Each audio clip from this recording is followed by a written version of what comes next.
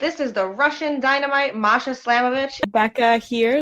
This is Not America's Sweetheart, Davian. And It's Billy Starks. And the super fly guy, Trayvon Jordan. This is the fly side flyer, Jalen Brandon. Hardcore Princess, Jules Malone. Hi there, this is the Bubblegum Princess, Alexia Nicole. This is the Brazilian Wonder Woman, Christy Jane. This is the baddest black belt, Chennai Kai. This is Kid Bandit. The smash hit Joel Bateman. This is Robin Renegade. Cody Hawk. Brutal Bob Evans. And you are listening to Wrestling with Entertainment, one of my favorite podcasts in the whole wide world. Hi everyone, this is Ken Cifer, one of the professional wrestlers in the Philippines, and you are listening to Wrestling with Entertainment. Hello, and welcome to the show. It's Wrestling with Entertainment, the only audio experience on the web today, the trusted choice for interviewing all your favorite wrestlers every Tuesday and Wednesday on YouTube and Castbox, sponsored by Rogue Energy and Player One Coffee. And of course your host, James Shea, and it's a great day for wrestling, because we are wrestling with Ken Cifer! Yo, what's up everyone? Thank you for having me here, James. Excited to talk about a lot of stuff.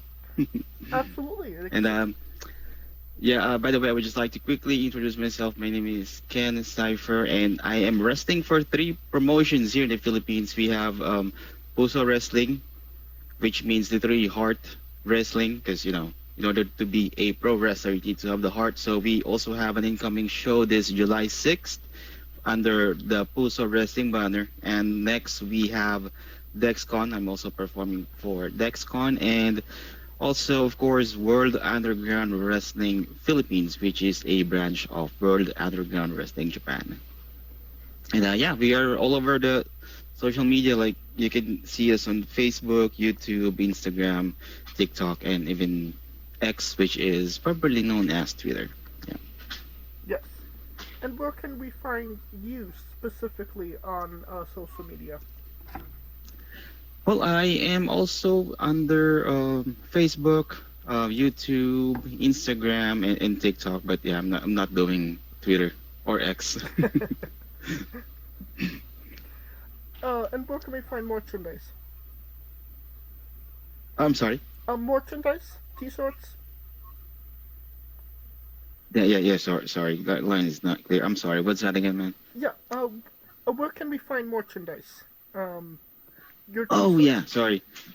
Yeah, for the merchandise, all of our merch is under DexCon. You can visit DexCon's Facebook page, and you can also check out our merch partner, which is The Nutcase. So The Nutcase is really awesome artists, awesome merchandise. They are handling everything. Like, we have the t-shirts, we have mugs, pins, stickers, trading cards. We even have toys for the kids. So visit The Nutcase for more details. Okay, and you don't have to go looking for it. All of the links to all his social media and merchandise will be in the description of the video below, but on YouTube and Castbox. Yep. Right, you mentioned it. You're working for Puso Pro Wrestling, DexCon, WUW. It's incredible that there has been so many wrestling companies popping up in the Philippines as of late. I believe you only had maybe 1, possibly 2, maybe 5 years ago, no? Yeah, that's right. What is it couple years back. To have, sorry, go ahead. What does it kind of mean to you to have more outlets nowadays? Well, for me, it's more on having different varieties to work with. Because with Puso Wrestling, we are more family-oriented, child-friendly shows. And when it comes to World Underground Wrestling, our target market is more in the adult side, like maybe 15 and up, because what we're promoting under World Underground Wrestling is the underground vibe type of thing, or type of pro wrestling. Right. Usually we do shows without ring ropes. Sometimes we do chain ropes, and we are trying to show everyone the motto of World Underground Wrestling, wrestling anytime, anywhere. So on the next shows, we're trying to do some type of experiments, like in World Underground Wrestling Austria. They are doing wrestling in different places, like schools, abandoned building. So right now we are trying to experiment a lot of things with World Underground. So on the next shows is gonna be more into the shoot style, hard style kind of pro wrestling, and we're going to be more into the much adult viewers that we have. And when it comes to DexCon, it's actually the combination of both. Because for DexCon shows, our shows under DexCon are being sold, I think, under Thriller TV. Okay, so you need to get the subscription for that, and of course, there's a couple of things that we need to be careful of, like the foul languages and stuff. But with DexCon, for me, DexCon is a combination of both. They are more into the they are more into the family-oriented type of presentation. At the same time, it has the underground vibes. Okay. And like you mentioned, for World Underground, you have the chain ropes. How do you adjust to obviously chain ropes? Well, for the chain ropes, funny story is on the first show, we were supposed to do the chain ropes, but that was 2019, and most of us doesn't have that much experience. So coming from a pro wrestler's perspective, we are very limited with what we can do. We have a lot of spots that requires the ropes. So we decided to go with the traditional type of pro wrestling show. So after that, of course, the promoters wants to adapt the style that they have in Japan. So they had us do Muay Thai lessons, basic grappling, basic jiu-jitsu and stuff, so that we can be, we can lean more on doing some ground fights, or let's say lean more towards doing submission type of stuff. So that's one of the adjustments that we need to do in order for us to be, more capable of doing the underground style. And aside from that, we need to be able to sell the chain ropes, because the first time we did the chain ropes, I think that was 2022. Someone performed an Irish whip and forgot to sell the ropes, so it kind of look awkward because the other guys are selling the ropes. When you hit the ropes, you sell the chain ropes, but other guys they treat the ropes as, they treat the chains as a traditional rope. I gotcha. Now we can't talk about Puso Pro Wrestling without talking about the man behind it, Fabio Makisig. You wrestled him in a Manila. Yeah. Manila. My apologies. A Manila Rules match. What was that experience like? And obviously, Fabio is a big name there. Mm-hmm. Yeah. Well, it's a big honor and opportunity for me, because Fabio is our head coach, and I learned a lot of things from him, and he helped me. I could say he helped me a lot when it comes to body mobility, because I'm very limited in the ring before, because a lot of I wasn't able to perform that much before, because the basics, the fundamentals are not that solid, although we were trained by Coach Chilly before. But when it comes to Fabio, his he has a background with different type of martial arts, and he's also doing parkour. So I learned a lot of basic stuff from him that will help me perform in the ring. And as for the match, unfortunately, I was nervous that day because that was my first title match, and I'm facing Fabio, and we actually faced Fabio before, but on the second time it was for the Manila Wrestling Federation Championship. So, God, I was too nervous that day. My head is all over the place. Like I don't know.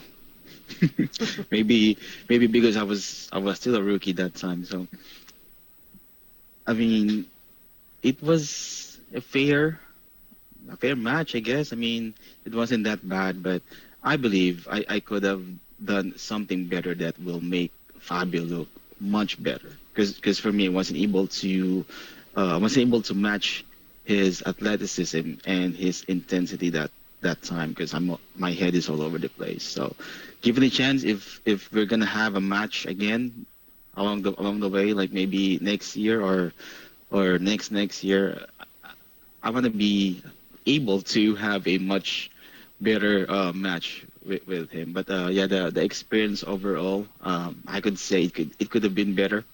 If I was just much focused and not scared at all. Correct me if I'm wrong, but you haven't had another singles match with him since then, correct? Yeah, that was the last. So what would if you were to wrestle him tomorrow, so to speak? What would you say would be the biggest difference between you now and you then? Well, I could say that this time I could go all out, because in our tradition, Fabio is my senior, and as a rookie, I'm waiting for him to call the spots. But yeah, this time since he's a senior, I mean he's a coach, but I'm also one of the much tenured guys, one of the senior guys. I think I will be able to call my own spots and do it on the fly without memorizing too much, because that actually was the one that killed me.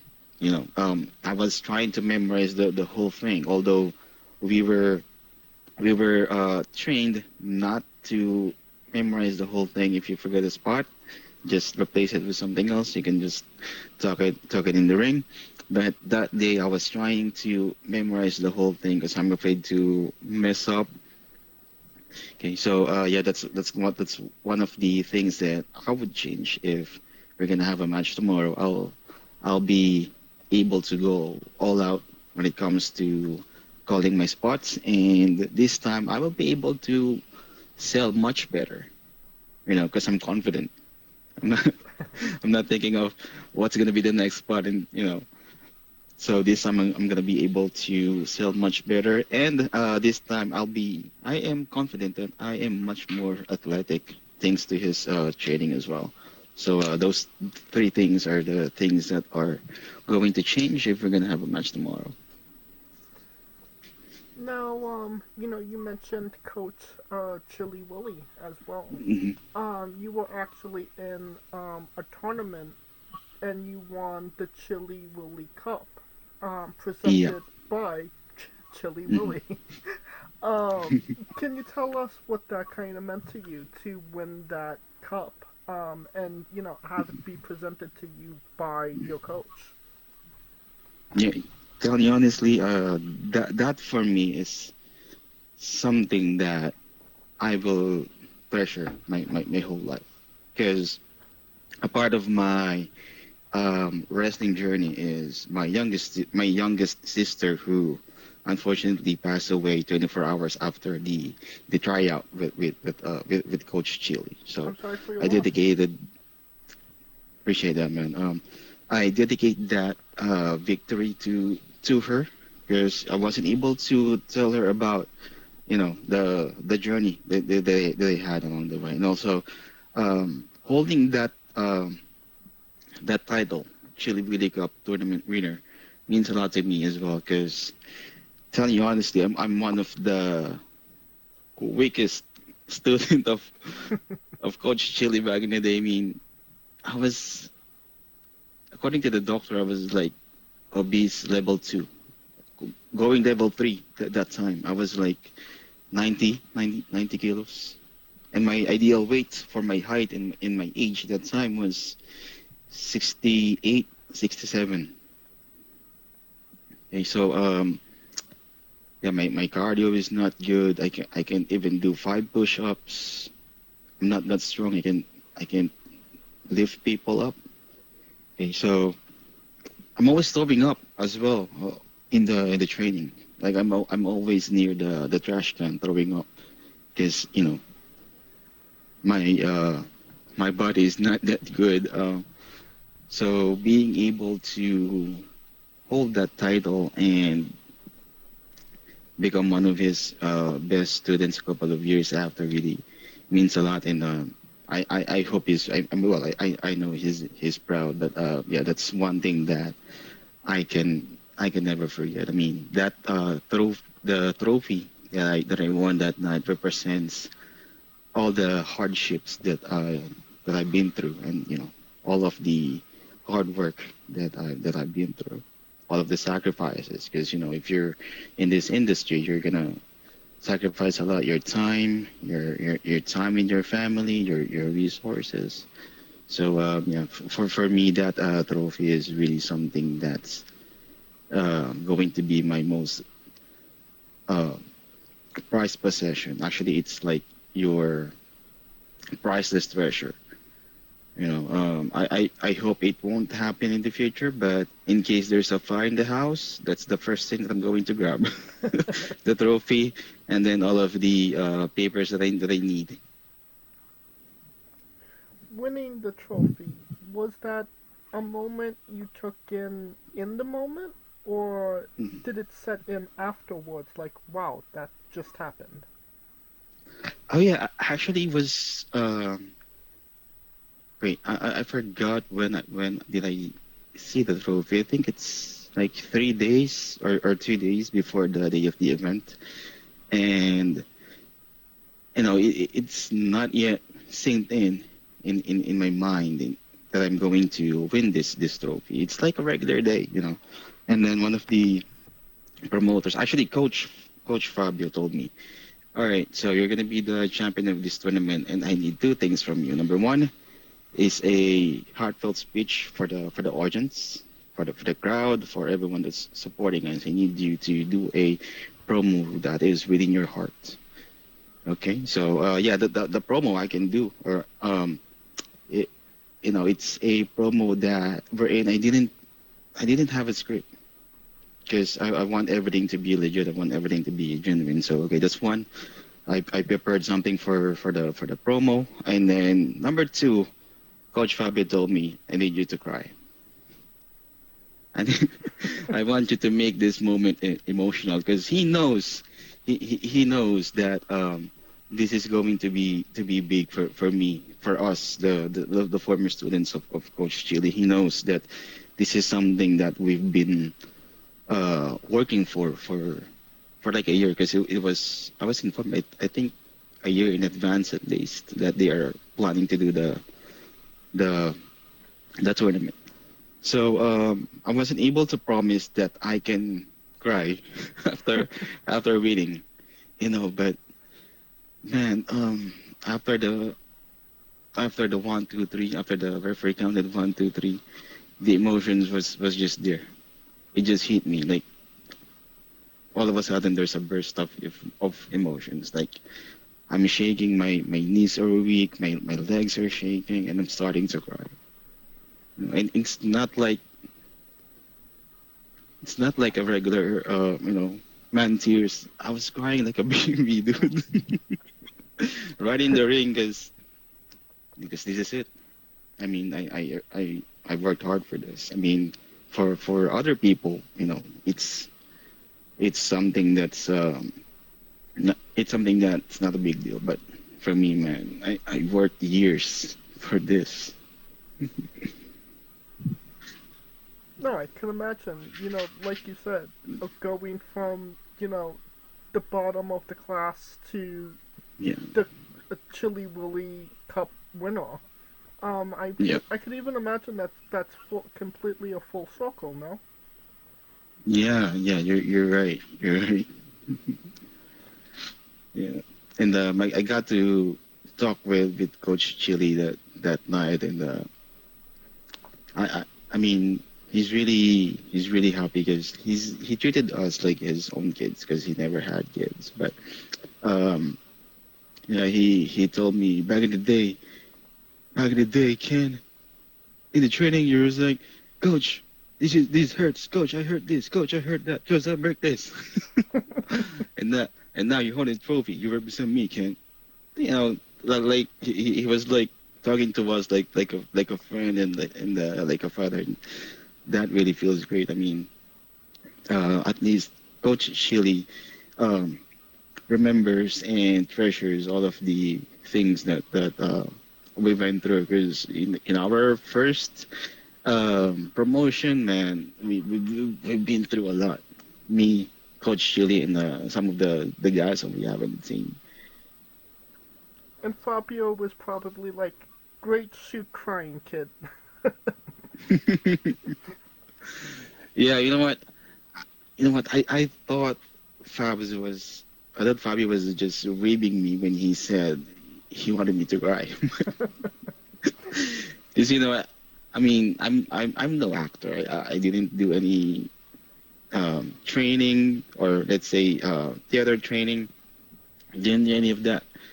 And then he asked me to do the promo. I can do that, but when it comes to crying on cue, man, that's gonna be hard. I mean, I can't promise you anything, Coach, but yeah, I'll do my best. But on that moment, you don't need any cue. There's just emotion, and that's it. Having spoken to Fabio, he probably knew that he was going to get the tears.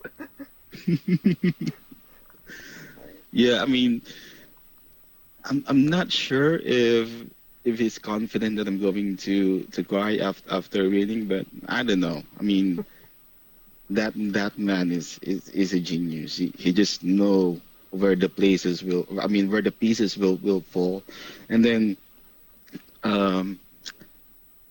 back to the gorilla, back to the locker area. He greeted me and congratulated me, and my first concern is I asked him, how's the match? It was good. Did we go over the time, the allotted time? Because we're paying for the venue. He said that don't worry about it, man. You didn't go over. I mean, we were given 20 minutes. We didn't go over. Yeah, but that's one of the main things that I asked him, if we went over the allotted time, because we're gonna be punished for it. But he just laughed it off and just said, enjoy the moment, settle down. I know you're full of emotion, so. Now, obviously when it comes to big names in, the Philippines, another one of them is A1 Robin Sane. You had the honor of wrestling him one-on-one. What was that experience like? Well, for my match with Robin Sane, I could say I was more confident facing him in the ring, because outside of training, I was able to spend time with him, like grab a couple of drinks, go to some places. We also train together. I could say he's one of the easiest guys to work with, because he was able to sell for me big time. Like he made me look good on our match. Also, I was able to learn a couple of things from him, especially when it comes to calling spots or dropping spots, because he knows. I mean, I don't know how and it's just that he knows how many minutes are left. I mean, the most of the time the referee will inform you, but I didn't hear any audible from the referee. But he knows that we're going over the allotted time. During our match, he just whispered, "Let's cut the second spot and go to finish because we're going over the allotted time." And then when we head to the back, we ask the God, I forgot who's in the gorilla at that time. Yeah, we asked if we went over 12 minutes. No, you actually hit 11. So, like, I don't know. I don't know how he knows.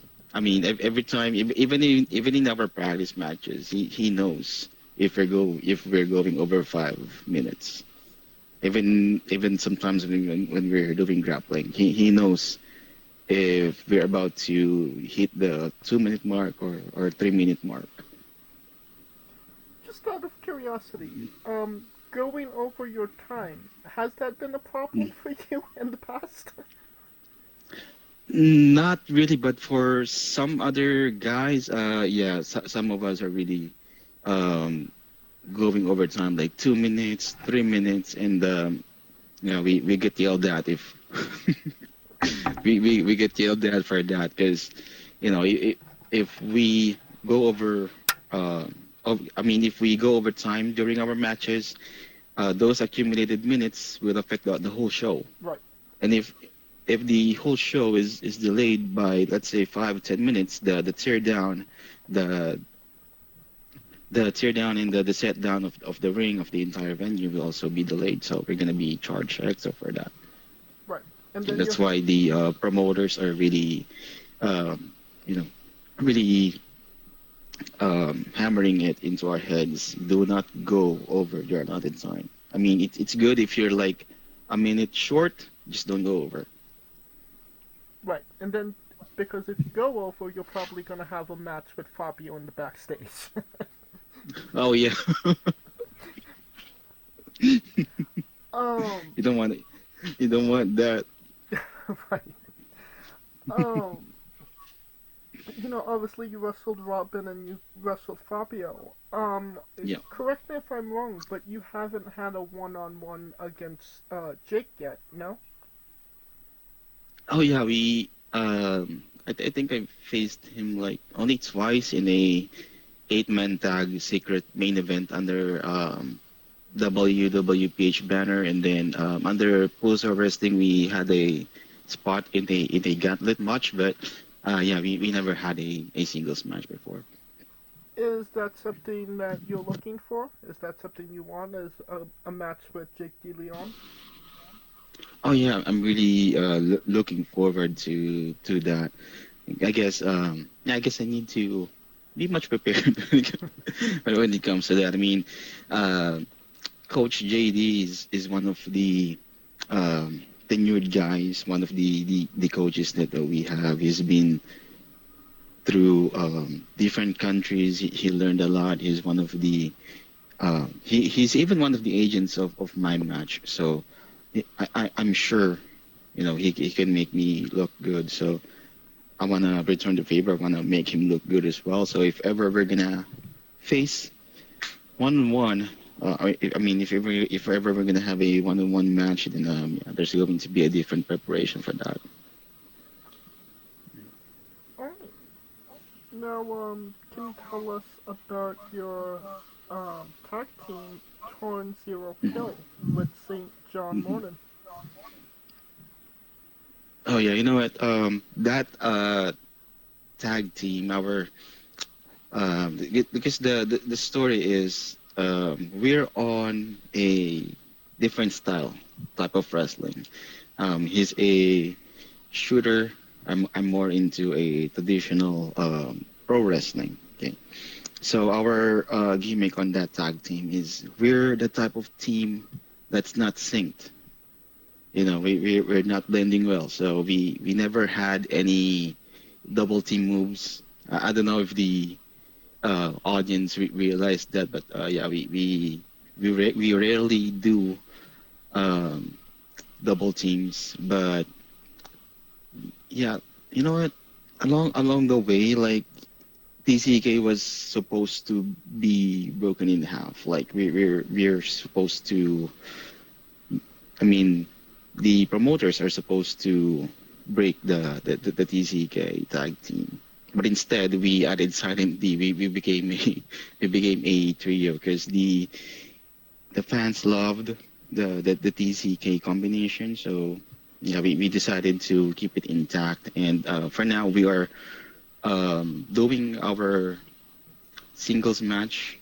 Okay, but yeah, along the way maybe we can see a TCK reunion. We don't know yet, but um yeah, I think if ever we're gonna be in the same team again, if ever we're going to reunite as TCK, me and Saint John Morning, we want to be able to wrestle outside the country, like maybe Japan or Singapore or Malaysia. But our primary target is challenging again for the World Underground Wrestling Tag Team Championships. But this time we are going to the main branch, which is Japan. I gotcha. Well, what did it mean to win those championships, the WUW titles, tag team titles? You know what? Funny story is, um, when they announced that we are gonna be partners, because that time I'm not under any specific storyline, and even him is not doing anything, and all of the other guys in World Underground Wrestling are currently having their singles run. Some of them are engaged in a storyline, so they decided to pair us. So turn zero kill. Since we are card collectors and we play card games, so we decided to go for that turn zero kill tag team name, because and then they announced that okay, you're gonna be the next tag team champions, which is announced by Master Fugu from World Underground Wrestling Japan. So there was an agreement, and then they booked the current tag team champions to be here in the Philippines. I mean, at first it wasn't a big deal just yet until I told my mom that yeah, I'm gonna be the next World Underground Wrestling Tag Team Champions. So my mom did not believe me. it was just laughing. And then I showed her the match card, and then she told me those guys from Japan are too big for you. I'm not sure if you if you can go against them. So typical conversation that we're having. We're just having fun over breakfast, over coffee, and then a week. I mean, sorry, not a week, but 5 days before the scheduled event, my mom passed away. Oh, sorry for your loss. Yeah, so that's the time that I realized that this title will mean a lot for me, because I promised my mom that I'm gonna show her the title, but yeah, unfortunately it didn't happen.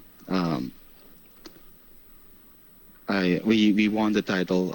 I mean, she passed away Tuesday, and then we won the title Sunday. Yeah, I was able to show her the title. I was able to tell her the experience and everything, but yeah, that's the moment that it came to me, and it sicked in. Okay, yeah, I am the one half of the World Underground Wrestling Champions, but I lost my tag team partner in life. Sounds like that was it was very much a whirlwind of the emotions in that week.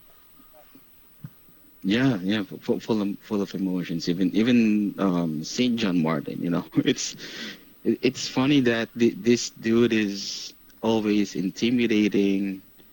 He looks scary, but we were in tears during during our preparation time backstage, and even in the ring, he hugged me, and we were both in tears in the ring before before the match. And if he's listening to this, he's probably like, dude, don't kill the gimmick. Yeah, we broke even that day, I guess. Now, you were also a part of the production crew as well. You were a production manager. Learning that side of the business, how did that help you in your pro wrestling journey? Well, for me, it helped me be more organized. And that being said, I'm the type of guy who always forgets stuff. Sometimes I forget to bring my wrist tape. I forget to bring my extra towel, my socks. Heck, I even forgot my wrestling boots on the day of the show. Oh wow!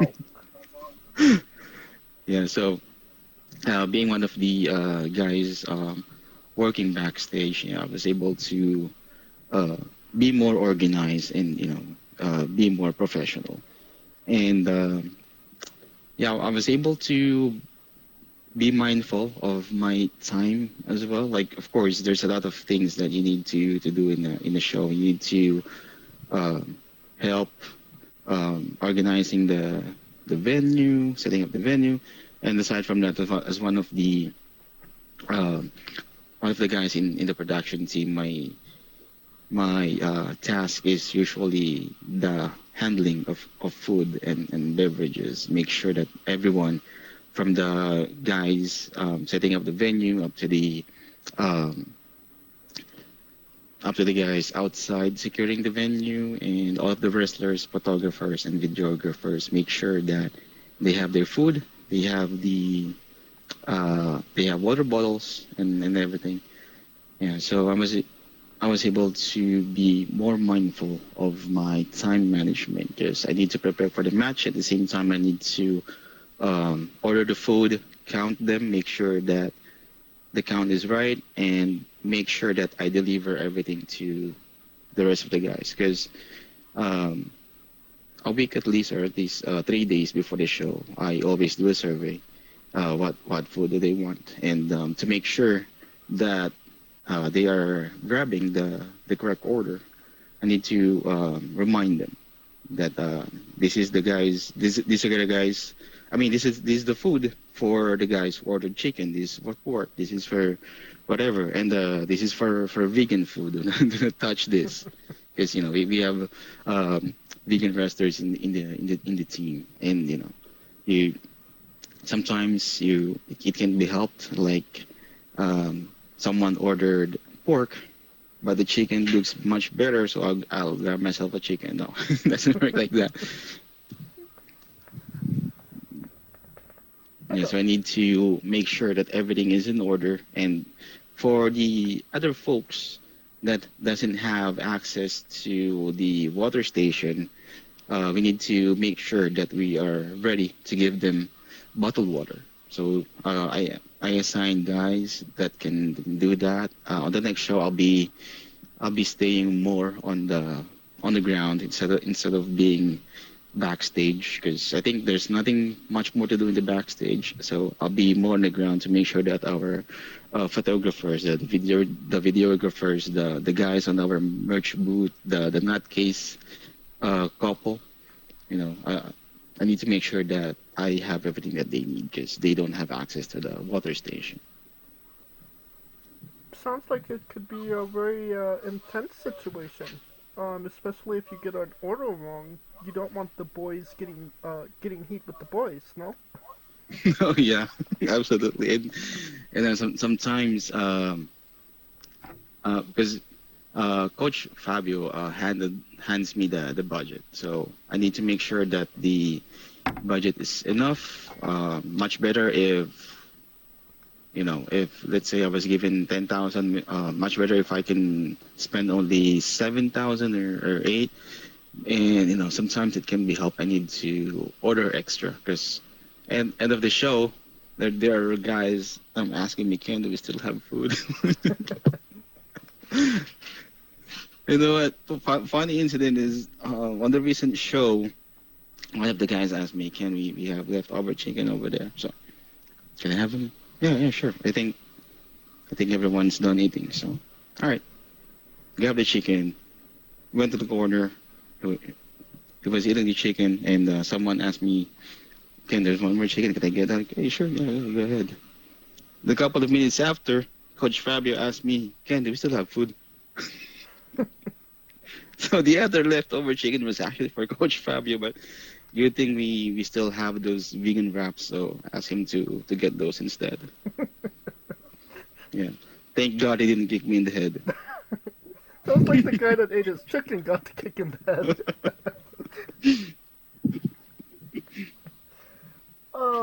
I think that's a great segue into Ken's Bizarre Adventure. You're a pro wrestler that goes up and down the roads, and weird, crazy, and bizarre things are bound to happen. Can you tell us a road story that fits that description? So sorry, what story? A road story. Something that's happened. An odd story that happened while you were driving to a show or something like that. Yeah, well, I actually don't drive a car. I mean, I use motorcycle, but there was a time wherein I had to book a motorcycle because here in the Philippines, we can book for a Grab car. We can also book for a motorcycle. So I was heading to a live event. It's what we call a Mata Expo. So that expo is dedicated to our brothers and sisters in the deaf community. Okay, so I was wearing the World Underground Wrestling tracksuit. I have the tag team title with me. I was hugging it along the way. So my other hand is clutch on the motorcycle handle, and then on the other hand I was hugging the world title. So we arrived safe in the venue. Okay, but as I was about to go down the motorcycle, the tracksuit, the jogging pants of World Underground Wrestling got caught in the motorcycle stand. Oh. So I lost my balance. I wasn't standing on anything anymore, so I dropped dead on the floor. Like I performed a back bump on the floor. Ooh. on the concrete floor. And guys a lot of bystanders are looking at me. I'm not sure if the audience that are entering the venue saw me, but God, that was really embarrassing. And my primary concern is the World Tag Team titles if it's scratched. Because Master Fugo and St. John Martin will kill me if something happened if something happened in the build. But yeah, that experience was crazy. Imagine, I think it's a wrestler's instinct to protect yourself in a bump. Right. Okay, so I did like a solid back bump on the concrete floor. Good thing that I know how to bump, because if not, then I might have hit my head. Because I already took the helmet, gave it to the driver, and then the jogging pants got caught up on the stand of the motorcycle. So one of the things that I could never forget, because that shit is embarrassing, unfortunately.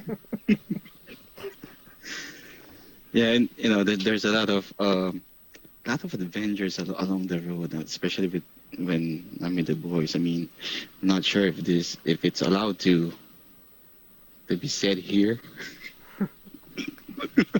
I got you. Because we were trying to be trying to be a family friendly podcast here, though. Oh, believe me, we've had a lot of unfamily friendly stories. But one of the funniest stories is my tryout with Coach Chilly.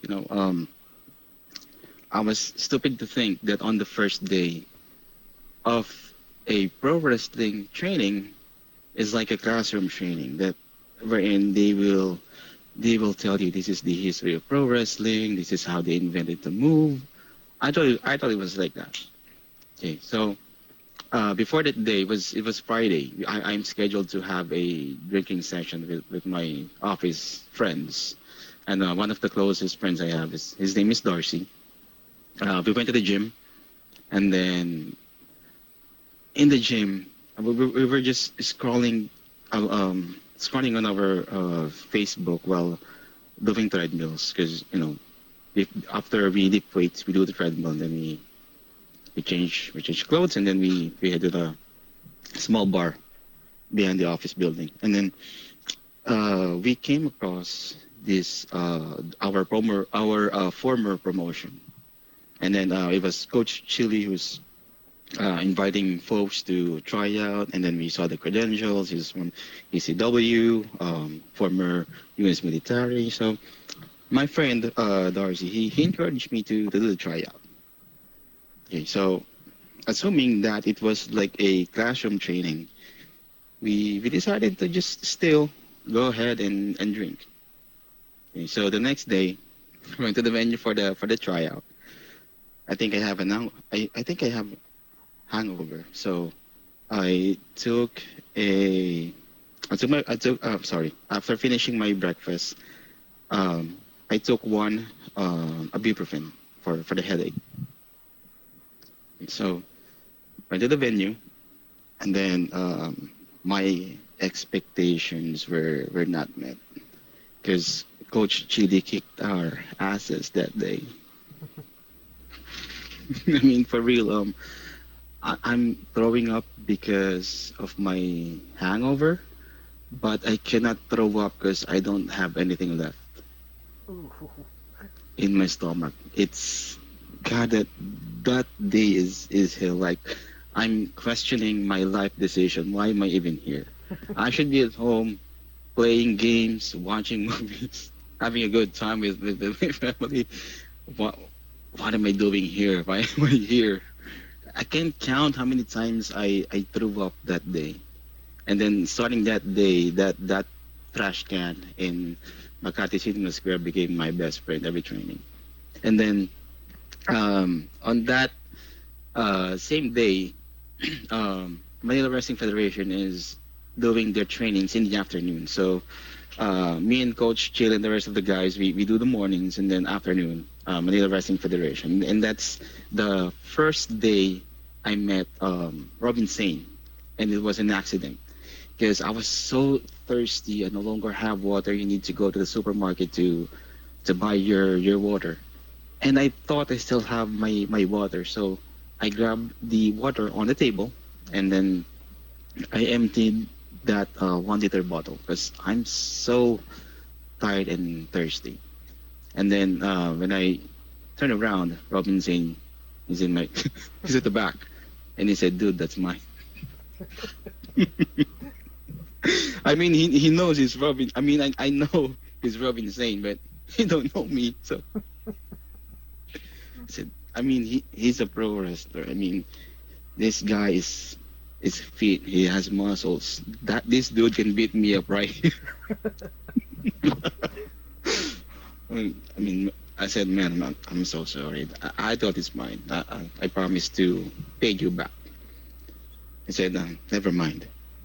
And what scares me is the poker face. It's like he has no emotions. He has no emotions. So never mind. Okay, so a couple of years later, when I joined MWF, that was 2019. So after 2 years, yeah, he still remember my face. He still remember the face. I mean, he remembers my face. He remembers everything. So okay, yeah, I'll repay you. but yeah, I didn't pay him with another 1 liter water. I paid beer. So So it was better. Yeah, I no longer had that. So. But yeah, that's the first encounter I had with Robinson, and I really thought he's gonna freaking kill me that day. And not to mention, I discovered as well that we were just a couple of blocks away from each other's house, Oh, wow. like a 10-minute walk. So this guy can just knock on the gate and then just punch me in the face whenever he wants.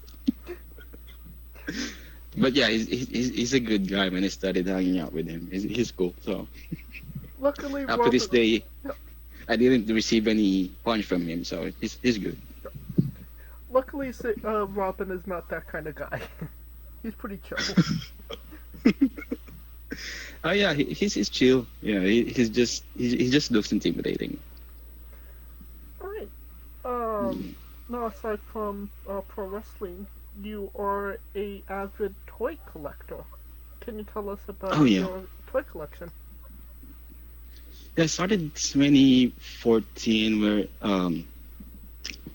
I could say that year I was really hooked with the Kamen Rider series, and then a bunch of anime. So I decided to collect just those small dioramas of Kamen Riders, small dioramas of anime figures here and there, Naruto, Pokemon, whatever I can lay my hands on, or whatever fits my budget. After a year, I get fascinated with the X-Men line, because growing up we watched X-Men, and I was amazed by the concept of the Build-A-Figure, and at that time, the most expensive one is the Sentinel in Apocalypse. Okay, so I decided to hunt for individual parts, and then I managed to build one Apocalypse, one Sentinel. And then I decided, I'm gonna build an army of Sentinels. So I ended up selling all the Kamen Rider figures, selling all the anime figures, and then focused on the Sentinels and Apocalypse. So today, I have all the lines of the Sentinels in the market.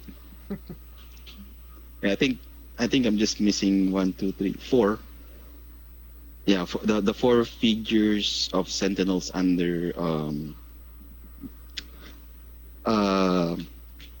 the tabletop game with the dial. Sorry. HeroClix.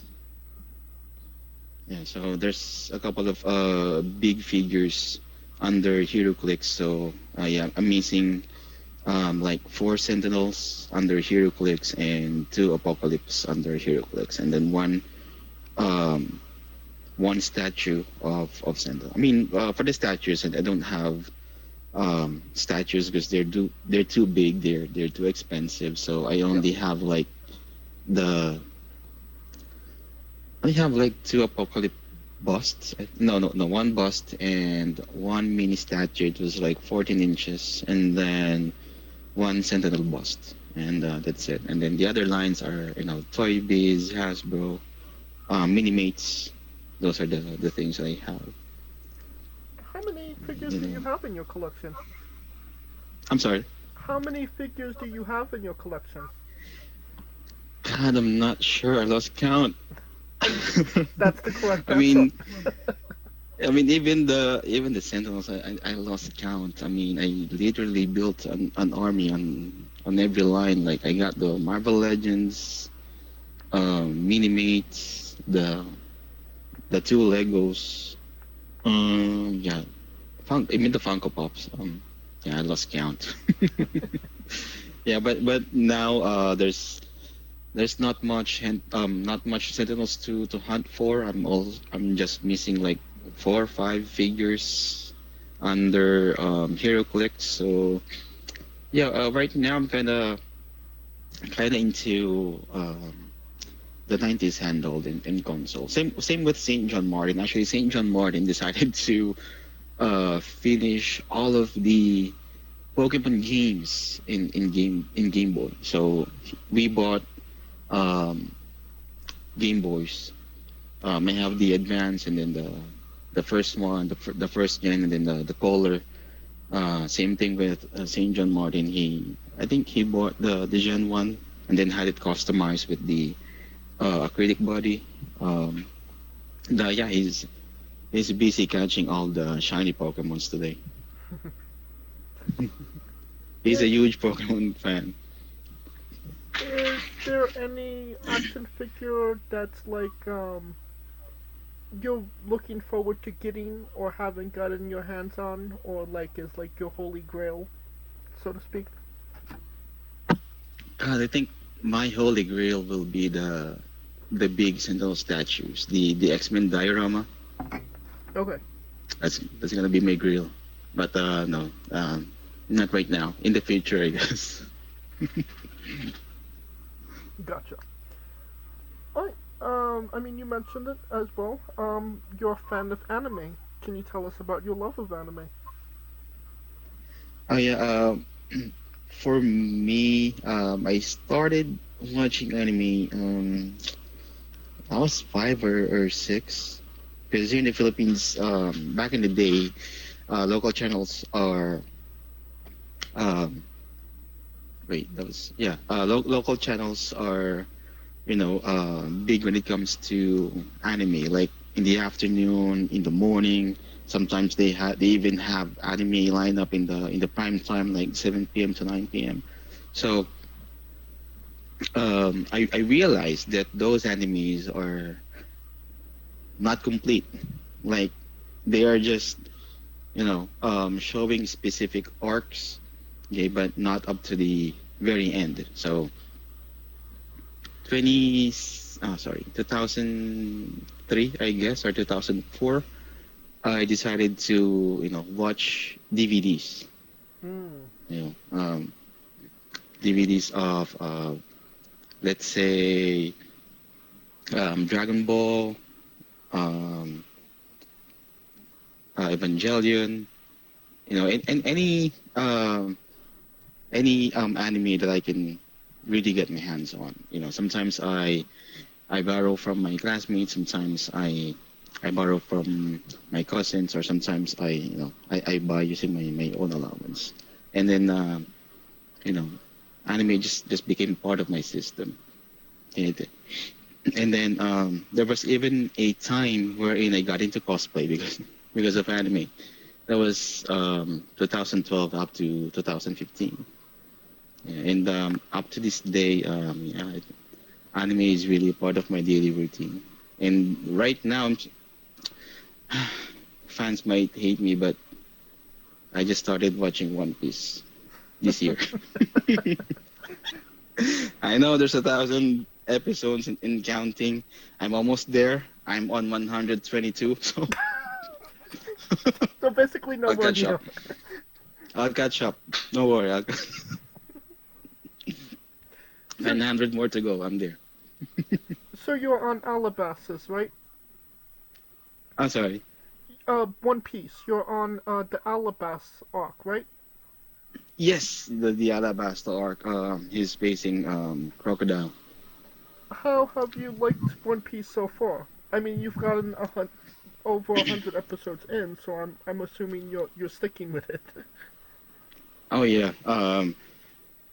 My routine is when I started watching One Piece, my routine is so it's on Netflix, all right? So I go Sakamoto Days, and then Solo Leveling, and then One Piece. Okay. All right, and since Sakamoto Days is done for now, season 2 is not yet out, and Solo Leveling is also not yet out, so I'm gonna focus on One Piece right now. Okay. So... I mean, it's always on my list. I'm just, I mean, it has like hundreds of episodes, so I decided to watch the other ones that has less episodes, so I ended up putting One Piece aside for years. So I think this is the year for One Piece. No, I get it. How have you liked One Piece so far? You know what? I watched One Piece before in a local channel, and I just can't remember uh, which episode I stopped watching. But aside from the nostalgia, uh, I'm I kind of like the art, to be honest. It's very vintage, and comparing it with the current type of animation, I think One Piece adapt to to the changes, and now it's becoming much better and better. And for me, one of the things I like is Luffy. One of the Luffy, the main character. He's not the type of character that always looks cool, acts cool. He's funny. Even his power, it's funny. And there are some posts on, God, I forgot if it's on Facebook, but they're trying to criticize I think it's Gear 5, right? They're on Gear 5 right now. They're trying to criticize Gear 5 because it doesn't look cool. Like, it looks funny, and for me, that's the point. I mean, Luffy is the kind of protagonist that doesn't need to be cool. That's just his personality, and I like the fact that the author stick with it up to this day. I mean, I'm not yet there on that on that arc, but when I get there, I know it's gonna be awesome. I haven't got there myself. I'm only 880 episodes in. I mean, a lot of people will say, yeah, that's a lot of episodes, but it's still not as many as there actually are. Oh yeah, I think it's on 1,100 right now. It's Not sure. around 1,200 episodes right now. Oh god. Yeah. Yeah, so I'm not sure if I can hit that before the year ends, but we'll see. Yeah. Good luck with that. It took me a while to get where I am. What's your all-time favorite anime? God, there's a lot actually, but if I'm going to choose between, or if I'm going to choose something that's not mainstream, I'd say Hitman Reborn. Okay. I mean, I'm not sure if you watched that before, or if you read the manga, but I kind of like the story of Hitman Reborn, and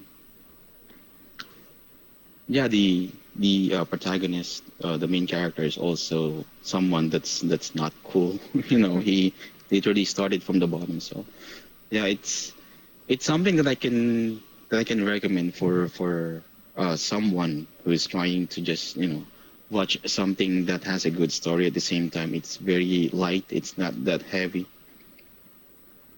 I gotcha. I don't think I've seen that myself. So maybe time to fire up whatever anime website has it. Has it. Yeah, try watching Hitman Reborn. Only has like 120 episodes on the anime, I guess, and then just finish the rest. Oh, gee, on the manga. 120 episodes. Yeah, and unlike One Piece, so. Yeah, it seems like a molehill compared to the mountain that One Piece is. Yeah, that's something that I can recommend. Also, I'm not sure if everyone's a fan of Parasite. I've definitely heard of Parasite. Haven't got to watching that one yet. Yeah, it's actually it's it's very gory, so I'm not sure if you're gonna be a fan of that. But yeah, I kind of like the story and the twist. I'm a big Tokyo Ghoul guy, so yeah, I think I'd like Parasite. Yeah, and when it comes to manga, something that for me is I could say the best for me, Gantz, GANTZ. So it started as a manga. There's actually a Netflix adaptation. They made a live action, and I'm just happy that Netflix gave it justice. They're not too far away from the source material, so it's amazing. It's in 3D. Yeah, it's a combination of sci-fi and gore at the same time. Now you mentioned cosplay as well. Who was you cosplaying as? My first, this is something that's not for first timers actually, but I got pressured by by my friend because back in the day we were working students. So morning we were in the school, afternoon we are working at Jollibee. So I was a dining crew. She's in the kitchen, and then I think she heard me singing a Japanese song. God, I forgot what was the song. And then she decided to sing along. And then her name is Pearl, by the way. Pearl is still one of my closest friends up to this day. And she told me that she's also into cosplay. And me, I was trying to do a cosplay as well. So she invited me. They have a group cosplay that they are working on, and it's for an anime called Fairy Tail. I'm not sure if you saw that. Mm-hmm. So all of the characters are taken aside from Gajil Red Fox.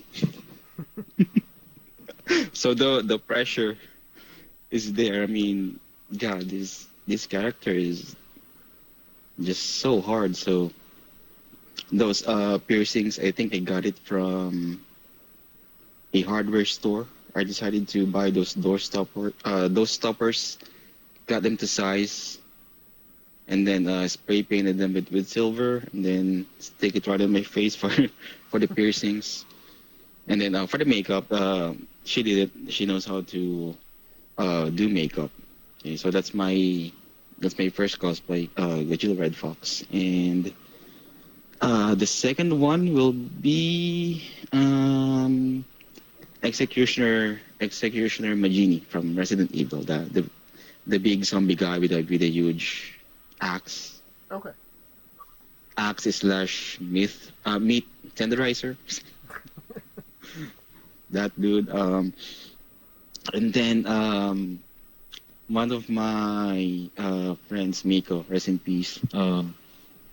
He was just having fun in the event, and then out of nowhere, he asked me, "What if we do a Mermaid Man and Barnacle Boy cosplay?" So he's a props maker, so he made me this Mermaid Man belt, and then we just commissioned the wig and the starfish on the nose. So. But it was fun. Mermaid Man and Barnacle Boy, and then eventually we were joined by SpongeBob and Patrick and Mr. Krabs all in human form. So SpongeBob became Sponge Babe because she's a girl, and then Patrick, her best friend, became Patricia. Of course. And then Mr. Krabs is just Mr. Krabs. But yeah, it was an awesome experience, and I also did Sooribe from Blue Steel Fleet, one of the animes that are not that popular, but if you're into ships, then I think that's good. So that's like 5 or 4 characters, I guess.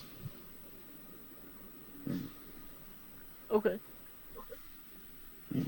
I have some projects with Miko, but unfortunately he passed away because of a lung disease. So we were not able to push through with the plans. And then during those times, I am also doing pro wrestling already. So I decided to drop cosplay for pro wrestling, but I don't know. Maybe one of these days I might try it again because sometimes I still, attend cosplay events just to see some old friends, or sometimes in every toy convention. In every toy convention here in the Philippines, there's always a cosplay event. So I don't know. Maybe I'll try it again. If you were to do it again, is there somebody that you would really like to portray? God, as of now, I am not decided yet. I haven't decided yet, but if I'm going to do cosplay again, I want to do a character with a lot of body armor, and I want to be in a competition. Sounds like Elfon Elric, if I'm being honest. Well, before my target was, have you seen Ghost Fighter? Yes. Yeah. From Team Taguro, the one with the body armor. God, I forgot his name. Elto Tagoro? The other guy with the axe. Ooh. He faced Hiei in the finals. Oh, what is... So we have the Taguro brothers, Karasu, the one with the mask. It's been a hot minute since I've seen Yu Yu Hakusho. So. But yeah, I forgot the name. But yeah, that dude with the full body armor, the one that looks like Shredder from Teenage Mutant Ninja Turtles. Okay. And then with the huge axe. Gotcha. Alright. Yeah. Now can you tell us about your tattoos and if there's any meaning behind them? Oh yeah, I have 4 so far. The one on my left thumb, this is the Aquarius sign, and on my left leg, this is the Vegsivir, the Vikings charm for traveling. And on my left arm, I have my sister's name, Kyle. It's in ambigram, so you can read it in any orientation. And the other one is the Pyrexian logo, because in Magic the Gathering, Pyrexian logo represents a mana. So if it's a green Pyrexian symbol, it represents a green mana. But if you don't have the required colored mana, you can pay for 2 life to cast that spell, right? So for me, I became a fan of the Pyrexian symbol, because this symbol represents someone that I would like to be able to cast in replace of my own life. Okay. Speaking of Magic the Gathering, how do you feel about people with blue decks? I don't know. They don't have friends, man. if you want to be alone your entire life, play blue or play white and blue. I don't know. Okay. So, not a fan.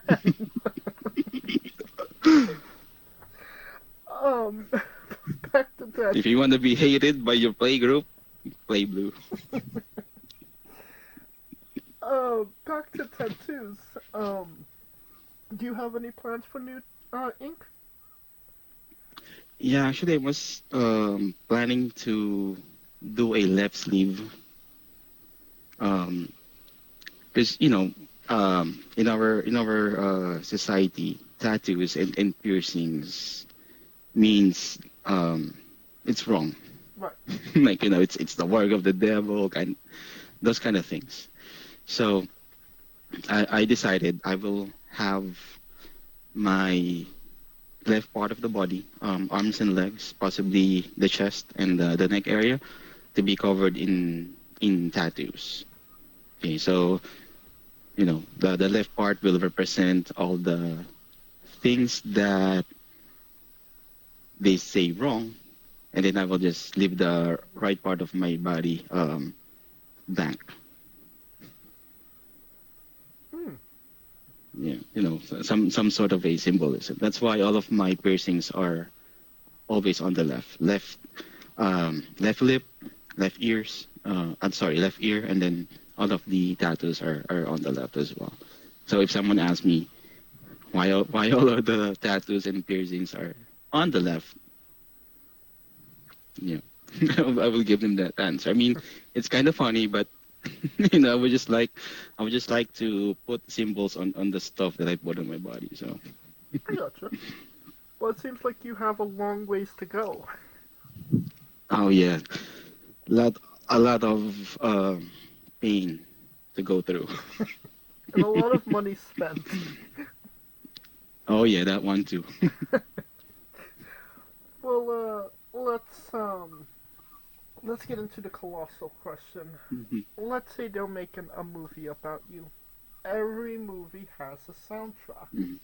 What would be the first 3 songs on your movie soundtrack? God. Yeah, this is gonna be hard.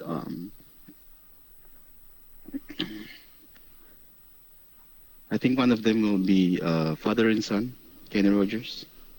Okay. And then what else? Wandering by, I think, James Taylor, right? I think that's right. Right.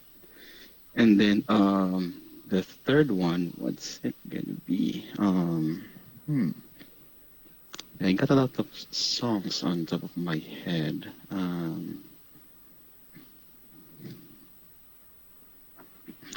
God, what it will be?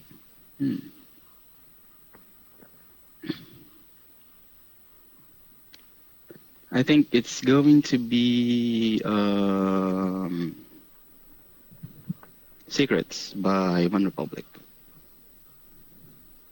Alright. Definitely a solid 3 picks to say the least. Yeah. Oh, continue. Oh yeah, I mean, just along the way, just those 3 songs at least has a representation or has a connection throughout my life experience. Alright. Now everybody knows you get the soundtrack first, then you write the script, and then you go to casting. Who plays you? And you can't say yourself because you are legally obligated to make a Stan Lee-esque cameo. Well, I'm gonna go with my current favorite, Ryan Reynolds. Alright. Yeah, because before he's into rom-coms, right? Right. But right now he's Deadpool. So, for me at least, based on the circle of friends that I have, I can be funny and I can also be romantic. So, I guess Ryan Reynolds. Alright. Now, every movie has a supporting cast. Who would be 3 people with meaning to you and your story that would be in your movie, and who would play them? First one will be the person who got me into pro wrestling. His name is Darcy, the one that I mentioned before. For me, he can be played by, let's see.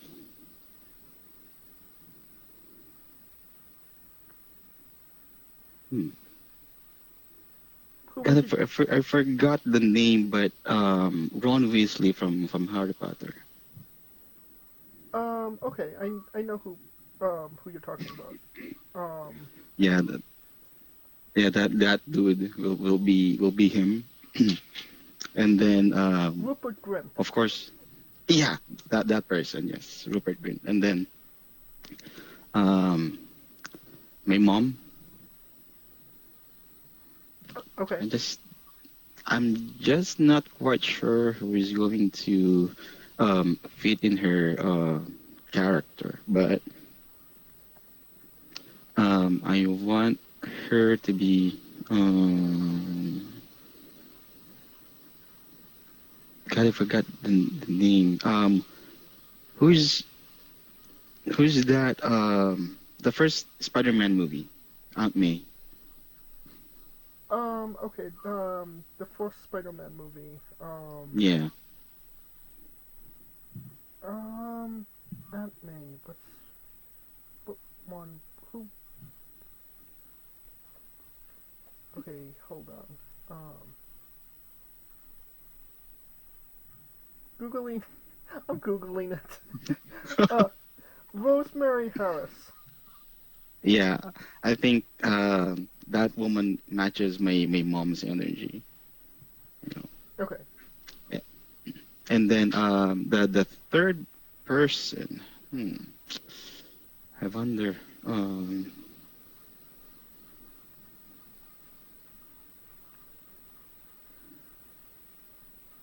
Let's see.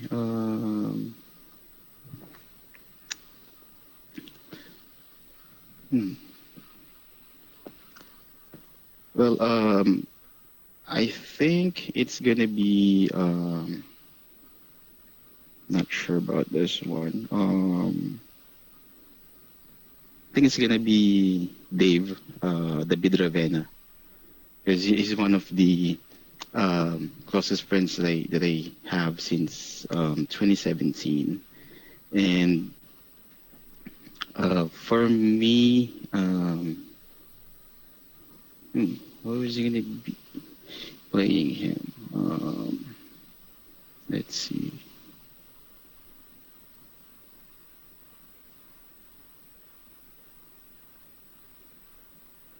Who's that? Who's that guy from Now You See Me? God, I forgot the name again. I'm not really good with names. Woody Harrelson? The guy was always eating Twinkies. Sorry, that's a zombie movie. Sorry. Yeah, the bad guy with the hat in Now You See Me. The one eating Twinkies in Zombieland. Forgot the name. I think that's Woody Harrelson. Yeah, that dude. Okay. Yeah, it matches his personality. Alright. This is sounding like a great movie. A blockbuster to say the least. And you could pre-order the tickets now. Now on to a controversial subject. Pineapple on pizza. What's your stance? Pineapple on pizza. Well, I'm eating Hawaiian pizza, so I guess it's fine for me though. Yeah, I guess everyone just got influenced by the internet, so yeah, pineapple on pizza is fine. I mean, here in the Philippines, we put pineapple in adobo. I'm not sure if you heard of adobo, but there's a lot of variations of adobo, and one of the variations is it has pineapple juice and some pineapple chunks. And we also have what we call a pininyahang manok, which translate to pineapple chicken. So yeah, I think it's not that bad. Speaking of chicken, Jollibees or KFC? God, you're breaking my heart. You're breaking my heart in two because I have Jollibee on the right, KFC on the left. Okay. God, this is hard. Wow, I did not think that this was going to be the question that got This is the toughest interview. But okay. All right. God, Jollibee. I was about to say Jollibee's chicken and then KFC's gravy, but Jollibee's gravy is also good. So yeah, Jollibee. Okay. Weirdest question you'll be asked. No. What's your spirit Pokemon? Oh, Spirit Pokemon. I could say it's gonna be Gengar. Sweet. Now, weirdest question you'll be asked on a wrestling interview, hopefully. Would you ever consider wrestling a Rock? Not Dwayne Johnson, not the country, an actual physical Rock. A physical rock. Sorry. Can you run it by me again? I got confused. Yes. Would you wrestle an actual Rock, like the mineral, a Rock? Oh, name. I guess for my own sake, I would say no. I mean, I can't imagine suplexing a rock as big as me. Oh no, it's not going to be as big as you. It's around the size of a shoe, I would say. Size of a shoe. Yeah, why not? I mean, for the entertainment of the fans, I'll make that rock look like $100, $1,000,000 rather. Okay. Well, just for context, there is a wrestler named Psycho Mike that indeed wrestled a Rock for over 15 minutes in a Tungsten Man match. That's an on man. Sorry. Huh? Sorry, what's the name? Psycho Mike. He wrestled a Rock for over 15 minutes in a Tungsten Man match. That's an on man. God, I need to see that. I can send it to you. Ken, you done? I need to see that one. Sorry. Yeah, I'll look that up later. I think that looks cool. I will send it to you. Oh, thanks. Yes. It's definitely a sight to be seen. On a more serious note, where do you see yourself in 5 years? 5 years. Okay. In 5 years, I will be 40 years old, and I told myself that I will stop wrestling by 40, because they say life begins at 40, so I would like to focus on some other stuff when I turn 40, but trusting my instinct, I'm sure that's not gonna happen. So so by 40, I think I will still be wrestling.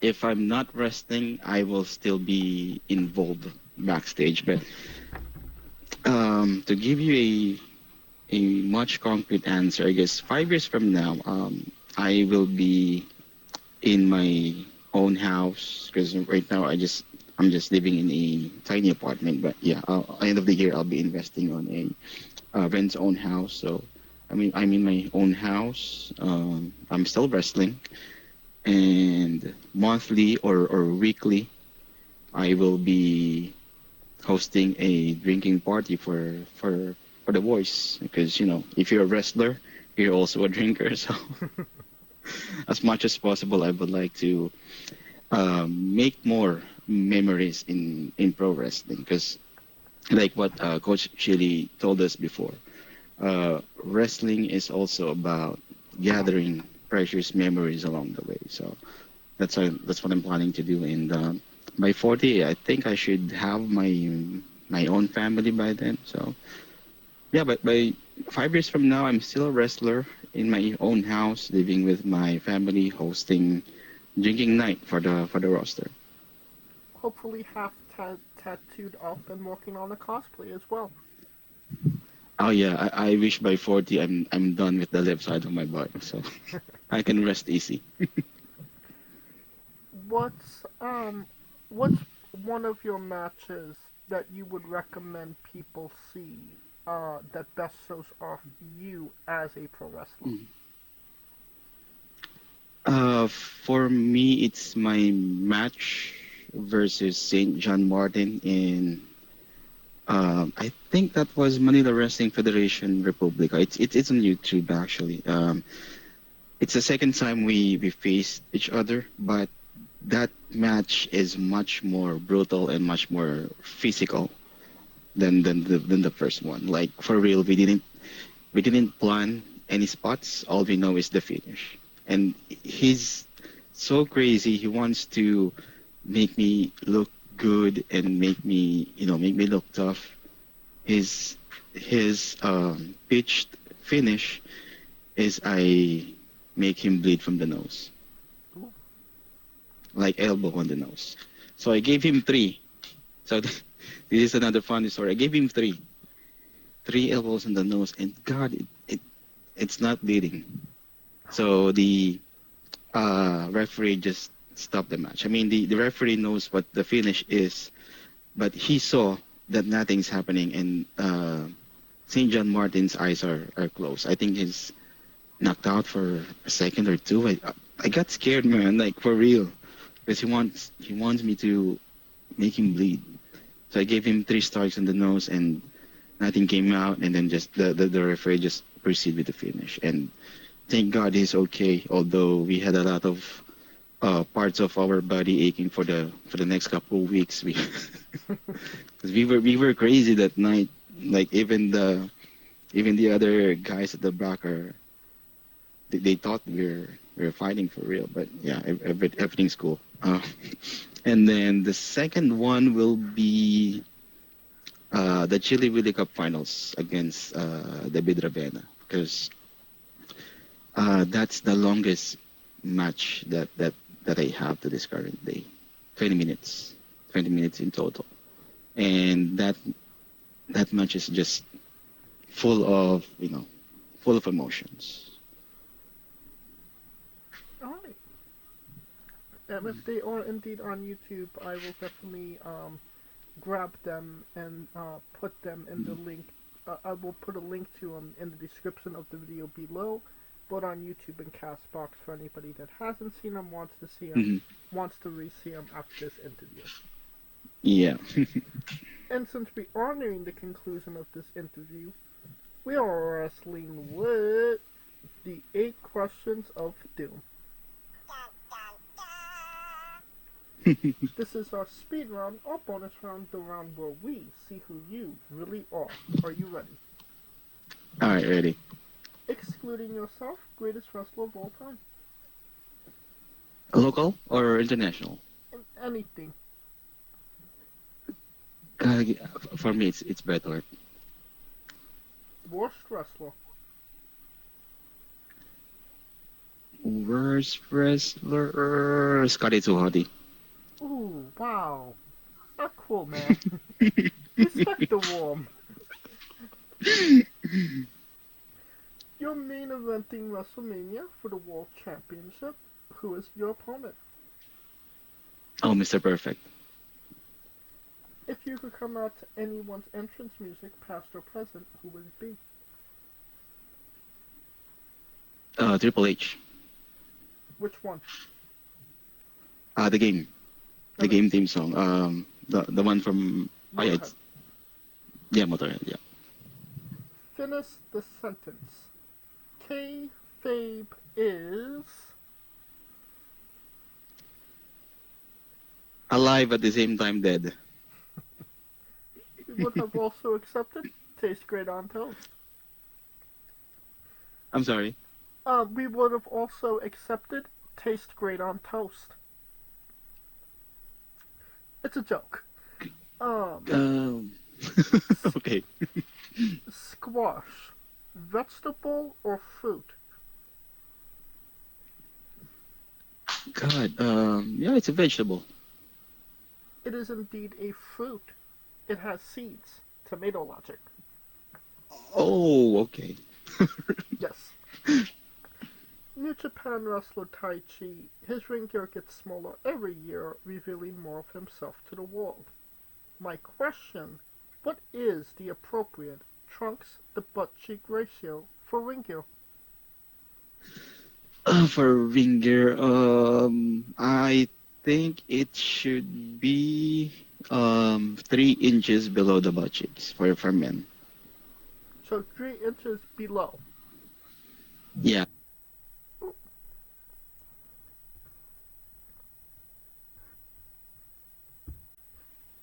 Yeah, at least 3, or should I say 5 for just to be safe? But that's gonna be too long. But yeah, I guess. So basically One, full two, coverage. I guess 4. I guess 4, based on my singlets measurement. Because sometimes if you're wrestling tights or the singlet, they move upwards. So just so you have that clearance, that allowance, 4 inches. I got you. And the last question, the main event, the thing everybody wants to know. Have you ever had a conversation with a stranger in a supermarket about Darby Allin? In